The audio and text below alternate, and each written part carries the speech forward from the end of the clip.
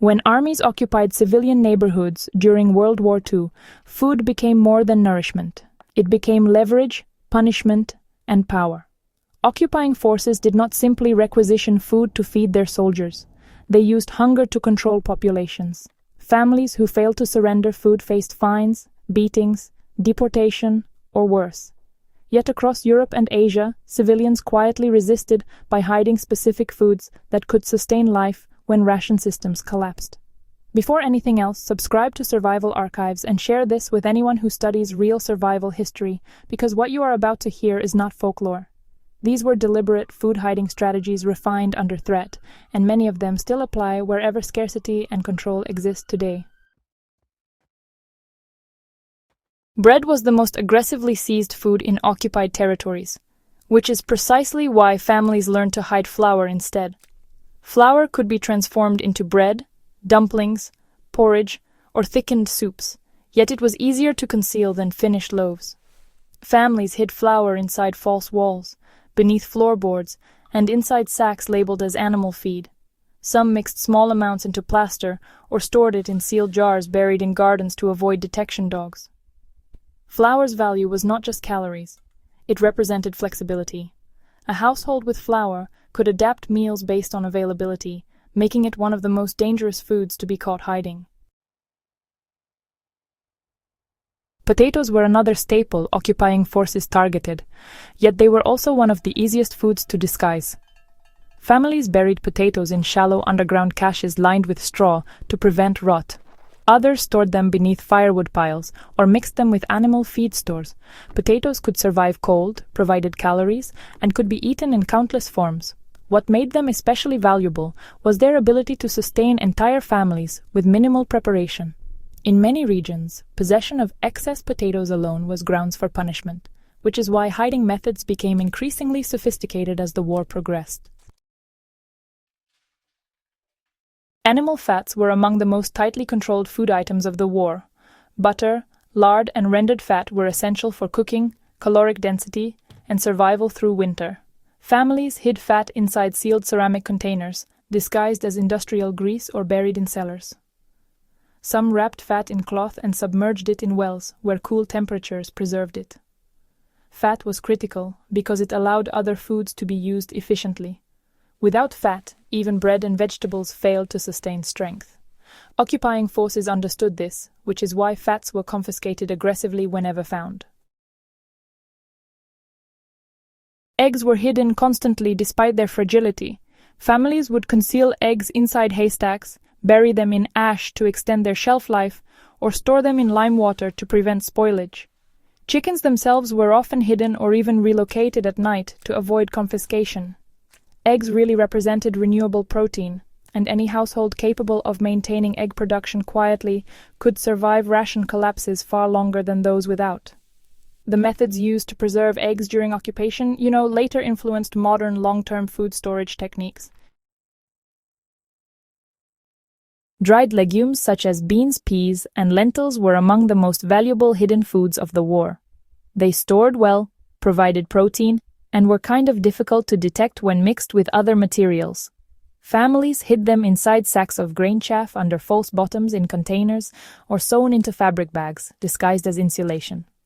Legumes could be soaked ground or boiled into filling meals even without bread. Their ability to sustain energy over time made them a quiet cornerstone of civilian survival. Sugar was both a luxury and a strategic food. It preserved other foods, provided quick energy, and honestly, boosted morale during periods of extreme deprivation. Families hid sugar inside sealed jars labeled as cleaning powder, buried it in dry soil, or stored it within walls. Sugar's psychological value was immense. Just a spoonful could transform bland meals into something bearable. Occupying forces often seized sugar immediately upon discovery, understanding its role in both physical and mental resilience.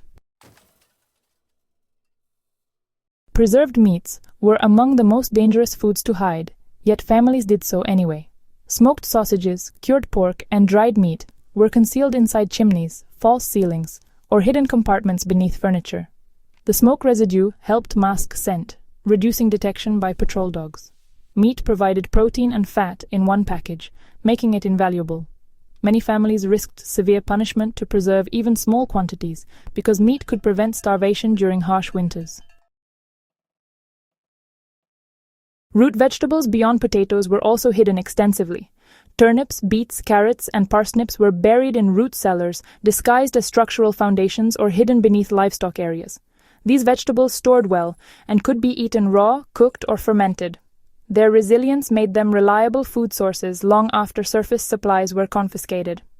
Occupying forces often underestimated these foods, focusing on grain and livestock, which allowed some families to survive unnoticed.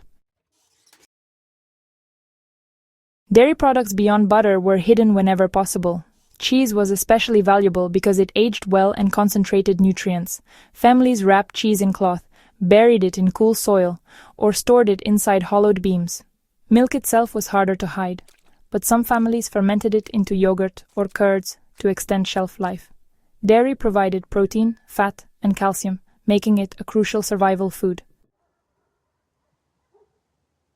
Seeds were hidden not for immediate consumption, but, survival beyond the present season.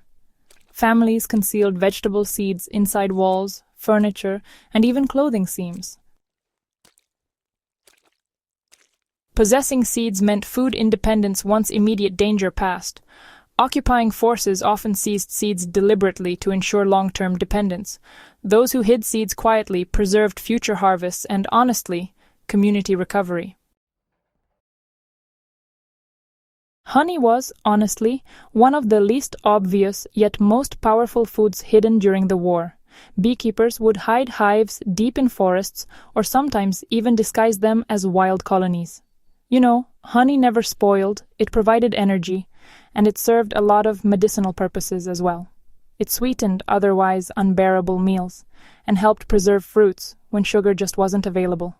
Honey's longevity, really, made it one of the most valuable hidden resources.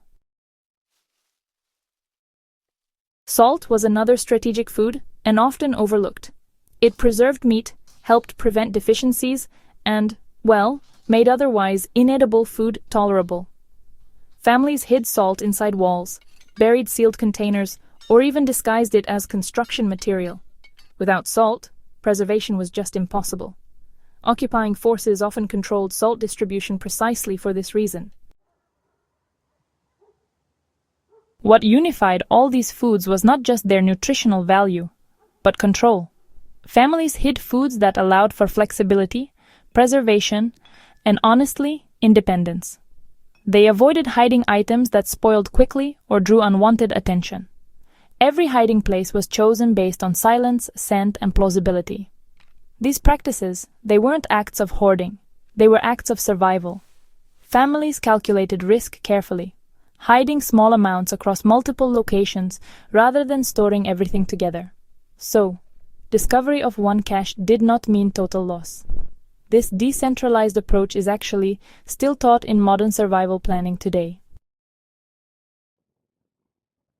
The real tragedy is not that these foods were hidden, but that they had to be. Occupation turned kitchens into battlegrounds, and meals into, acts of resistance.